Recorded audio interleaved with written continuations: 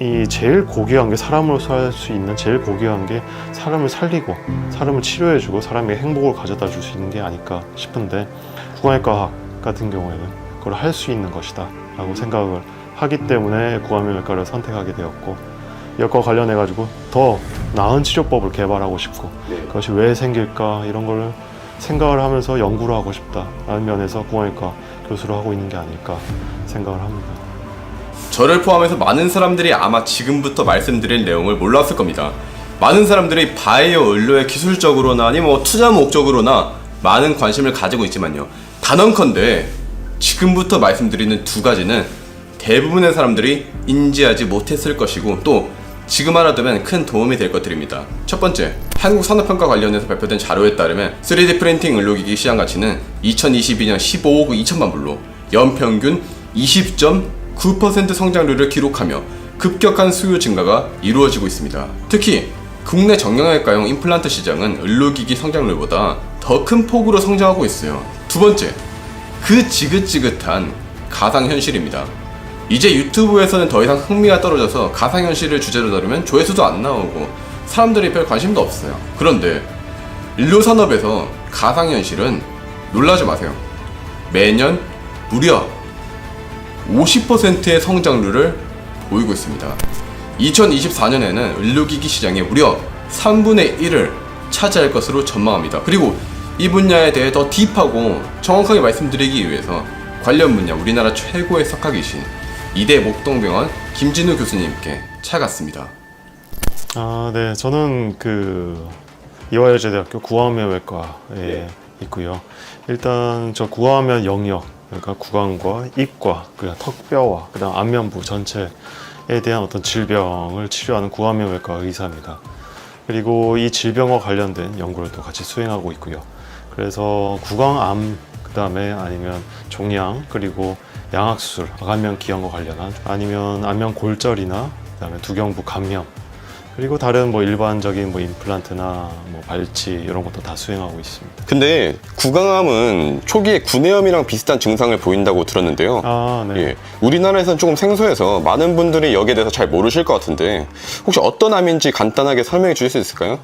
구강암이 생소하실지 몰라도 그렇게 발병률이 낮은 그런 암은 아닙니다. 전체 WHO 그런 결과를 보면 네네. 전 세계적으로 한 10위 정도에 되는 암이고요. 그래서 구강암이 이렇게 생기면 혀 쪽에 제일 많이 생기고요. 그 다음에 앞골 쪽에 제일 많이 생깁니다. 턱뼈 쪽에 생긴다는 거죠. 구내염 같은 경우에는 다행히 약간 감기랑 비슷합니다. 그런 게 아니고 원인이 사라지면 1, 2주 안에 다 가라앉아야 되는데요. 구강암은 절대 가라앉지 않고 점점 이렇게 더 진행을 하게 되는 것이고, 조금만 건드려도 피가 난다든지, 오히려 그쪽에 구내염이 있으면 아주 아프잖아요. 근데 구강암의 특성은 궤양이 똑같이 있는데 거기가 거의 아프지가 않습니다. 증상이 없는 분들이 아주 많기 때문에 피가 이상하게 한쪽에서 계속 나는데 그쪽이 증상이 별로 없고 그런다면 빨리 치과나 구강외과를 내원해 보셔야죠. 근데 현재까지 진행된 구강암 수술의 문제점이, 제가 듣기로는 구강암이 턱뼈를 절제를 해야 된다고 들었거든요. 그래서 이제 다리뼈라든가 그런 걸 이식해야 되는 문제가 있지만, 현재 교수님이 진행하고 계시는 이제 시술은 금속을 3D 프린팅 해냄으로써, 그러니까 티타늄을 프린팅해서 절제한 턱뼈 자리에 넣을 수 있다. 그래서 수술이 더 편해지고 좋은 예후를 보일 수 있다. 이렇게 들었는데 조금 자세히 설명해 주실 수 있을까요? 그 구강암 같은 경우에 혀 같은 경우는 좀 다르지만 어떤 앞골, 턱뼈 같은 경우가 생각해보시면 치아가 여기에 이렇게 있어가지고 저작 활동이나 아니면 발음이나 연화 활동이나 그런 걸 다 할 수 있는 아주 필수적인 기관이라고 할 수 있죠. 단순한 이 비교는 안 되겠지만 예를 들어서 위암 같은 경우에는 위장을 잘라내고 그걸 다시 이어주면 되는 개념이라고 한다면, 이 턱뼈 같은 경우에 만약 턱뼈를 잘라내거나 그것을 재건해 주지 않으면 안면골 자체도 무너지게 되고요. 저작 활동, 씹을 수가 없게 되는 거죠. 그 다음에 발음도 할 수 없고 그런 문제가 심각해지기 때문에 구강암 같은 경우에 치료가 이 완전한 구강암의 절제도 있지만 재건이 상당히 문제가 됩니다. 그래서 턱뼈를 절제해야 되는 그런 경우에는 재건이 언제나 화두가 되는데 이 재건이 그리고 쉽지가 않습니다. 일화로 들면 예전에 저희가 레이던트 수련할 때 그 수술이 있으면 아침 8시에 저희가 수술을 시작하잖아요. 그럼 그 다음날 한 6시쯤 끝났어요. 다음날 6시요? 20시간 정도 이렇게. 그래서 암 환자가 오면 저는 정말 배우고 싶고 막 너무 보고 싶은데 한편으로는 너무 걱정이 되는 거죠. 내가 20시간 동안 화장실도 한 두세 번밖에 못 가고, 그땐 교수님이 너무 무서웠으니까 못 가고, 이렇게 하면서 내가 서 있을 수 있을까 이렇게 했는데, 무슨 얘기냐면 구강 같은 경우에 절제만 하면 그건 그렇게 시간이 오래 안 걸릴 수도 있어요. 근데 구강 이 요쪽에 목 쪽에 임파선을 다 드러내는 수술을 해야 되고, 그다음에 완전히 열어가지고 절제하는 수술도 있고, 그걸 재건하는 수술을 세 가지를 동시에 해야 되기 때문에 그렇게 시간이 막 오래 걸리는 겁니다. 현재는 좀 많이 줄었죠. 그럼 이런 기술들이 일반 대중들도 이제 기술의 혜택을 받을 정도로 상용화 되려면 좀 시간이 걸릴 것 같은데 어느 정도로 지금 상용화 되어 있을까요?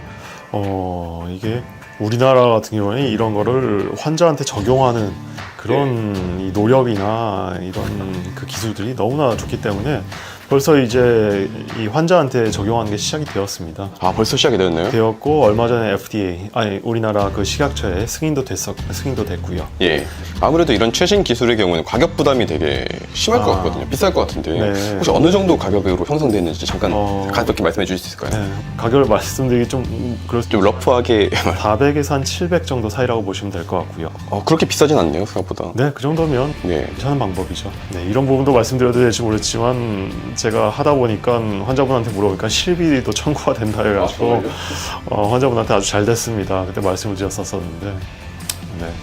그러면 이걸 연구하는 기업이라든가 유망 기업이 있을 것 같은데, 이를테면 뭐 다빈치 수술 로봇을 제공하는 인투이티브 서지컬 같은 기업의 경우에는 전망이 굉장히 좀 밝다고 볼 수도 있겠네요. 왜냐면 인투이티브의 경우에는 최소 침습, 그러니까 수술 부위의 절개 부위를 이제 최소화하는 로봇 수술의 대명사라고도 하고, 실제로 작년에 저희 어머니 난소암 수술을 받으셨는데, 그때 이제 로봇 수술을 하셔가지고 이제 완전 절개를 하지 않고 이제 필요한 부분만 살짝 절개해서, 그래서 되게 예후가 좀 좋으셨던 걸로 기억을 하고 있거든요. 전반적인 면에서는 지금 예를 들어주신 다빈치 로봇이나 아니면 수술 로봇 같은 경우에는 전반적인 영역에서 보면 같은 범주에 있지만, 제가 말씀드린 3D 프린팅이랑 조금은 좀 다른 범주라고 할 수 있겠죠. 이건 수술 로봇에 대한 그런 거고, 금속 프린팅하는 기계 같은 경우에는 우리나라 게 거의 없었고 거의 전량 수입에 의존을 했었는데, 얼마 전부터 이제 그게 시작됐고요. 개발이 시작돼가지고, 그래서 제가 아는 부분에서는 그 윈포시스, 그 다음에 커스메디 등 이 정도의 업체에서 이제 우리나라 국산화해가지고 3D 프린팅 장비, 메탈 프린팅을 할 수 있는 그런 장비를 이제 개발한 걸로 알고 있고요. 다만 또 문제는 이제 3D 프린팅 메탈 티타늄을 만들려면 그 소재가 중요하지 않습니까? 그렇죠. 근데 그 소재가 인체 내로 들어가는 거라면 상당히 까다로운 그 규제를 거치게 됩니다. 근데 우리나라에는 그게 없어요. 그래가지고 전량 또 수입합니다. 또 수입해야 되네요. 네. 그래서 아까도 처음 말씀드렸지만 우리나라가 이런 기술이 개발되면 그 기술을 적용하는 데는 저는 단연코 우리나라는 세계 최고라고 생각을 합니다. 다만 이런 신기술을 개발하는 원천 기술과 그런 소재가 관련된 부분은 상당히 뒤처져 있다고 생각을 하고요. 그래서 기껏 이렇게 열심히 쓰고 있는데 결국 좋은 일은 그쪽에 개발의 원천 기술을 가지고 있는 업체에 넘어가는 경우가 상당히 많고요. 그런 소재라든가 장비들 다 외국산 이렇게 말씀하시니까 제가 느낀 게 이거 반도체 같다는 느낌을 좀 받았어요. 왜냐면 아시다시피 우리나라 뭐 삼성전자, SK하이닉스 반도체 기가 막히게 잘 만들잖아요. 하지만 이제 반도체 장비는 뭐 전부 다 외국산, 뭐 ASML이라던가 그런 데 가져오고, 소재들도 죄다 일본산, 미국산, 뭐 중국산, 독일산 등등 외국에서 다 가져와요. 우리나라는 이제 외국의 물건들을 가져와서 이제 기가 막히게 활용은 잘하지만 스스로 만들어내는 것을 못하고 있다, 이런 느낌을 받았는데 이것과 비슷하다고 볼 수 있을까요? 아주 유사하다고 할 수 있습니다. 그러면 외국에서도 우리나라로 이제 이런 수술을 받으러 오시는 분들도 계실까요? 우리나라 톱 수준이니까.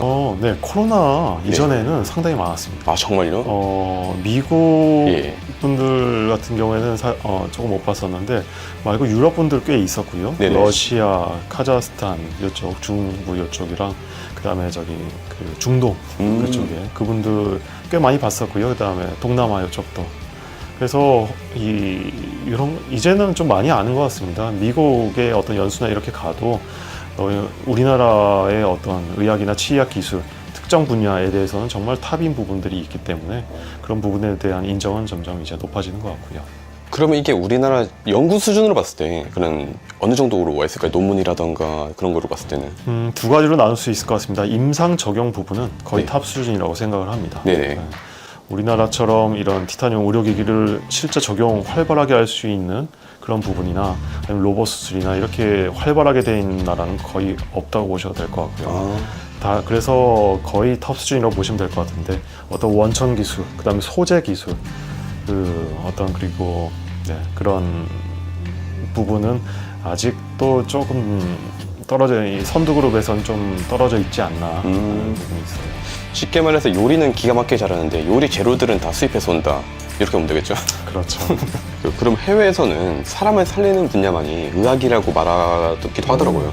이럴 때면 한 미드에서 치과 의사가 야 나도 의사야 라고 하니까 야 덴티스트가 뭐가 의사야 라고 변막을 주는 모습도 있었는데 실제로 해외에서 분위기가 이런가요? 이건 저는 보면서 그런 생각이 들었어요. 흔히 우리나라의 뭐 신사동이라든가 그런 데서 돈 잘 벌고 편해서 인기가 많은 뭐 그렇지만 사람을 살리는 것과는 거리가 있는 미용시술의 피부과라든가 성형외과 의사들한테 하는 말 같은 느낌도 살짝 드는데 실제로 해외에서는 분위기가 어떤지 궁금합니다. 성형외과 학이라는 태동, 네. 우리 구강외과는 성형외과랑 완전 비교되고 그런 부분이 겹친 부분이 많은데 네. 성형외과의 태동이 1900년대 초반에 하버드 대학만 봐도 카잔지안이라는 치과 구강외과 교수가 설립을 했습니다. 성형외과 학을 설립하신 분이 치과 의사였고요. 우리나라 성형외과 학회를 처음 만들 때 발기인들도 치과 의사가 대부분 많이 섞여 있었고요. 그래서 구강외과 의사들은 그런 자부심이 있기도 하고, 우리나라는 유독 성형외과, 이 안면 미용 같은 게 성형외과에 치우쳐져 있는데 우리나라 같은 경우에도 약간 좀 분쟁의 소지도 조금 있는 것 같고요.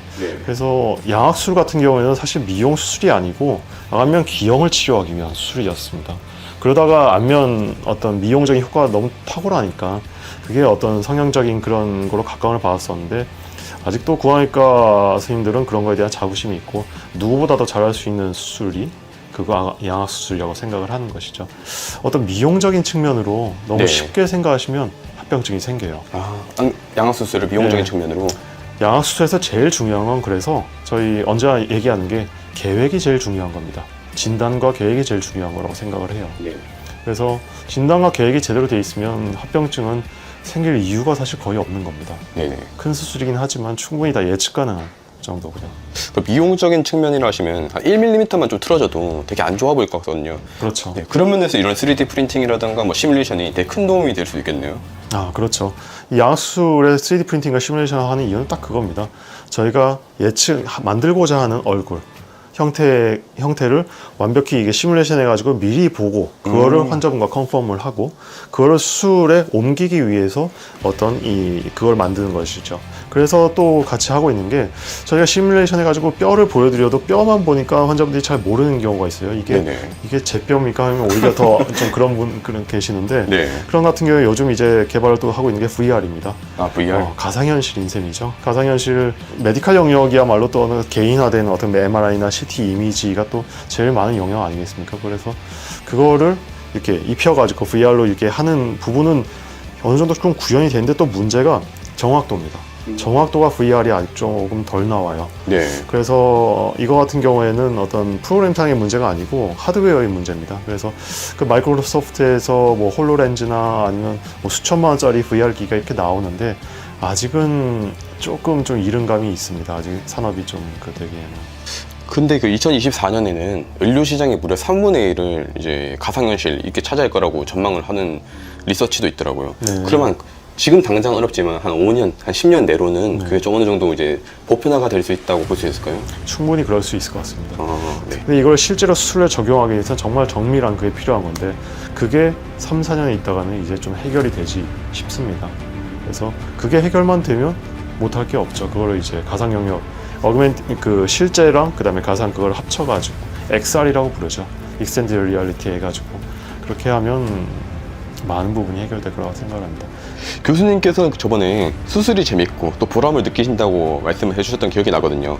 그게 구강외과라는 이제 비교적 어렵고 또 힘든 분야를 선택하신 이유 중에 하나라고 볼 수 있을까요? 예를 들어서 뭐 치과 의사를 사실 개업했으면 지금 뭐보다 더 많은 페이를 벌 수 있을 거고 그럴 텐데, 사람을 살리는 일에 관심이 많기 때문에 교수라는 이제 직업 선택하셔가지고 여기서 많이 연구를 하고 계신다, 그렇게 볼 수 있을까요?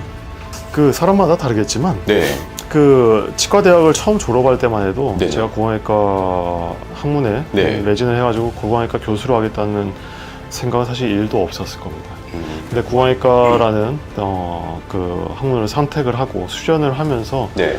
이 부분이 정말 지금까지 그 6년 동안 치과대학에서 배웠던 거와는 또 다른 어떤 사람을 살릴 수 있고, 내가 그 사람에게 정말 이 제일 고귀한 게, 사람으로서 할 수 있는 제일 고귀한 게 사람을 살리고 사람을 치료해주고 사람에게 행복을 가져다 줄 수 있는 게 아닐까 싶은데, 구강외과 같은 경우에는 그걸 할 수 있는 것이다 라고 생각을 하기 때문에 구강외과를 선택하게 되었고, 이것과 관련해 가지고 더 나은 치료법을 개발하고 싶고, 네. 그것이 왜 생길까 이런 걸 생각을 하면서 연구를 하고 싶다라는 면에서 구강외과 교수를 하고 있는 게 아닐까 생각을 합니다.